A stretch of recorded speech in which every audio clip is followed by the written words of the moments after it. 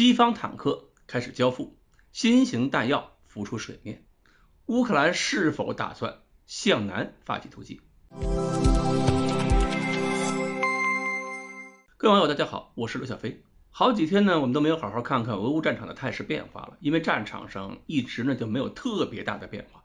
总的来说，就是巴赫穆特方向每天都被媒体合围一次，南边呢是俄罗斯海军步兵旅天天被消灭，反正是俄乌双方都有很多旅甚至是集团军被全歼了一次又一次。不过呢，最近有些动向可能意味着战场会出现一些变化，这些东西比较值得我们关注。比如说，美国提供的 M2 步兵战车已经出现在了靠近前线的地方，暂时呢还没有他们使用的一些个报道。德国提供的豹2 A6坦克也已经开始移交乌军部队，如果这些力量成建制、成规模投入战斗，很有可能会是乌军利用西方装甲车辆和坦克更好的夜视能力，以及俄方夜视设备不足的一个缺点，增加夜间突袭战斗的次数，形成白天俄军炮击步兵冲锋，晚上乌军偷袭或者反冲击的规律。而且呢，俄乌双方可能都会增加采购民用热像仪，比如市场上常见的民间狩猎用的热成像瞄准镜。那么某些品牌的股票代码，也许大家可以多留意了。美国呢，还向乌克兰提供了装甲架桥车，看上去是准备用于突破反坦克壕这样的障碍，也是乌方准备选择方向发起进攻的迹象。我感觉乌军刚刚获取的新生力量，如果用在巴赫穆特这些地方去拼消耗，可能会消耗太快，所以更有可能是试图在东南方向，也就是俄军力量相对薄弱的位置插一刀，争取能够打到黑海岸边。那对赫尔松还有克里米亚的俄军打击会是致命的，而且也会迫使俄军放弃在顿巴斯的争夺，调集精锐力量，巩固东南两个战线的联系，这样俄军会比较被动。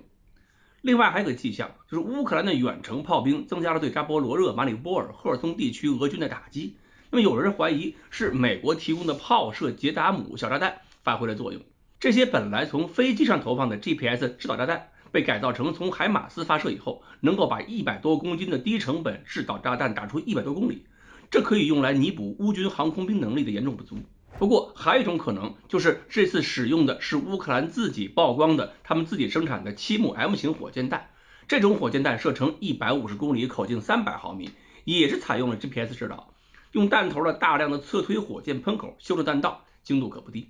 生产这种火箭弹对乌克兰来说呢，技术上没有多难，就产量是个问题。之所以以前没怎么亮相，估计是在积攒数量，然后寻找关键机会集中利用一次。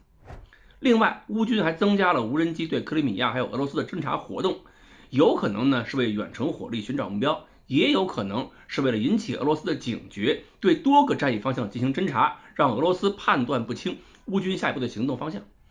不过呢，俄罗斯现在显然还是更担心克里米亚，因为他们在克里米亚海滩上开始大量的挖掘战壕，准备抗击乌克兰的登陆行动。而俄军方面呢也有优势，他们的优势在于巴赫穆特方向还能够不断的压缩乌军阵地，并且通过连续战斗让乌军无法从容的脱离接触。